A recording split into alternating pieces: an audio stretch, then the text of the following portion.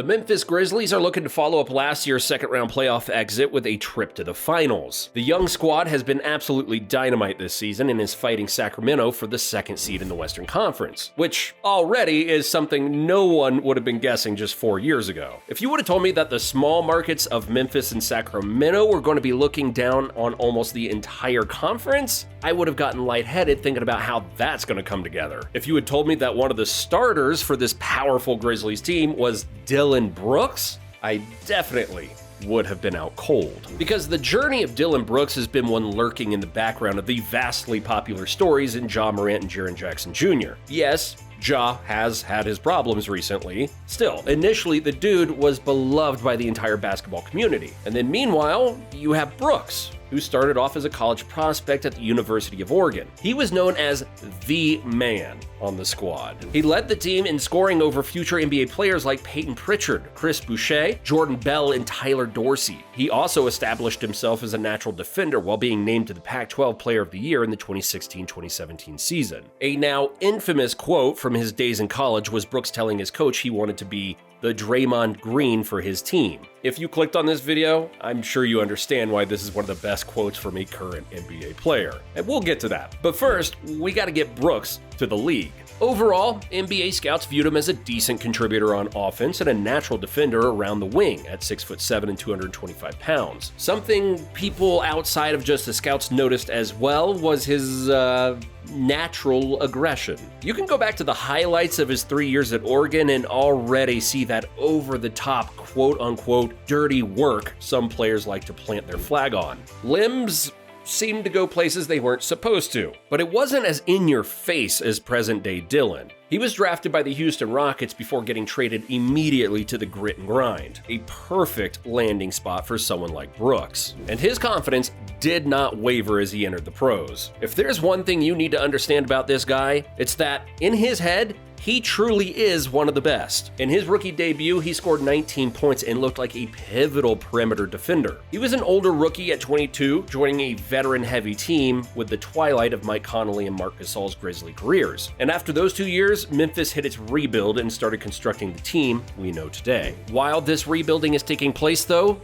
something happens. Andre Iguodala gets traded to the Memphis Grizzlies and makes it crystal clear he will not be suiting up for that team and needs a trade ASAP. Now, this rubs a lot of people in Memphis the wrong way. Iggy was a vet and wanted to go to a contender, and I get it. But for the actual players to hear that from technically one of their teammates, it left a sour taste in their mouths whenever they went against the guy. Flash forward, and Ja Morant is looking like a future star in the making, and the Grizzlies are competing in the 2021 play-in tournament. They need one more win to snag the 8th seed and kick out the Golden State Warriors. We all know what happens. Memphis beats them and kicks Steph and Draymond out of the playoffs. It gave the young team a massive boost in confidence that they rode all the way to winning the first game against the number 1 seed Utah Jazz. As if a guy like Dillon Brooks needed any more confidence. They'd be out in 5, but it did show the franchise that this was a team hungry to take a leap.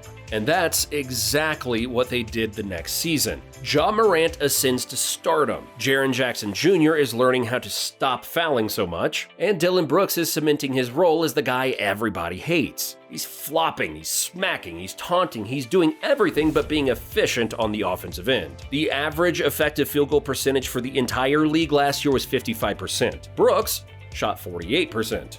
His days of being the man on both sides of the floor in Oregon were over. He needed to lean into his defensive skills and stop taking so many shots, except he did not do that. The confidence is strong with Brooks. Dillon had the second most field goal attempts per game on the team last year, and this year he's still third. This guy has become the most hated player in the league. How is he not the most hated player on his team? His effective field goal has even gone down to 46%. Well, I'll tell you why he's not the most hated player on his team. It's because he's the extreme version of what it means to hate to play against but love to have on your team. His antics of getting under opponents' skin and ability to slow down the toughest offensive matchups make him valuable otherwise. And he'll hype you up like this in a season after the first round exit.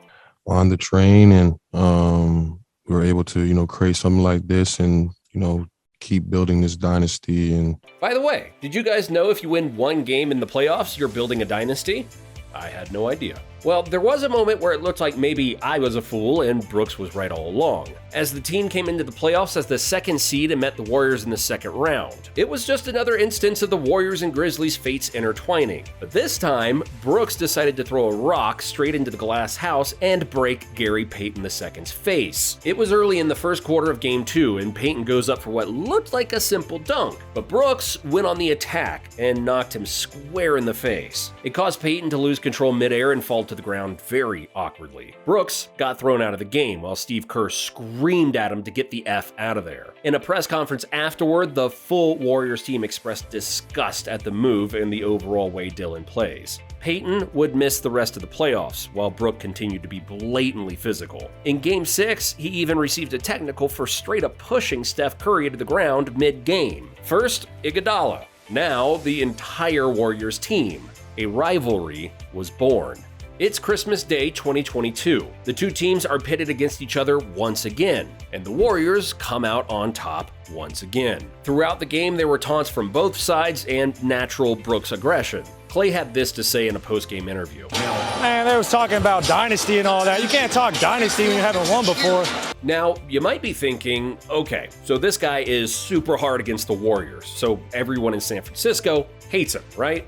But you'd be quite wrong. The whole time this rivalry has been growing and taking place, Brooks has been attacking every other team in the league too. At this point in the season, he's had more technical fouls than he does 20-point games. And just a little reminder, he's still the third leading shot taker on the team. He's got problems with former teammate Mike Conley, Donovan Mitchell, and Chris Middleton. This guy does not stop pissing people off. It's kind of his whole thing. His biggest war of words has been by far with Draymond Green, though. The two have gone back and forth in post-game interviews and podcast segments, as in Draymond Green talks about Dillon Brooks on his podcast. I get the frustration with someone like Brooks, but part of me wants to give him credit for how truly pissed off he's made these champions. Like, these are future NBA Hall of Famers who can't stop talking about this guy. His dirty plays are villainous, but who knows? Maybe his mind games might actually pay off with either a sweet, sweet victory or everybody absolutely hating your team and laughing as you walk away from the playoffs. It could go either way. Just depends on how many shots the team stops Brooks from taking. The Grizzlies team has taken the classic WWE heel turn and become the villains of the league. They've gotten incredibly cocky and are going to need to back it up come playoff time. My gut's telling me either way though, Dillon the villain will still call them a dynasty. Thanks for watching, and we'll see you in the next one.